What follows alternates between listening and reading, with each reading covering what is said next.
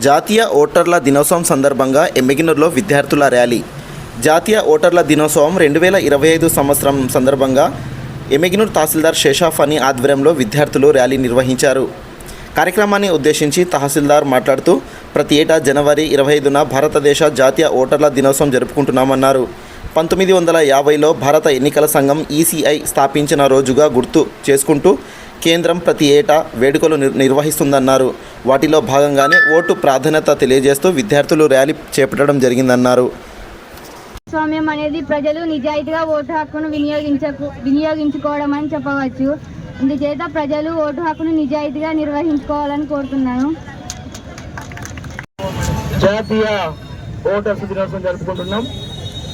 మరి దీనికి ప్రధాన కారణం వచ్చేసి మరి భారతదేశం ప్రజాస్వామ్య దేశం.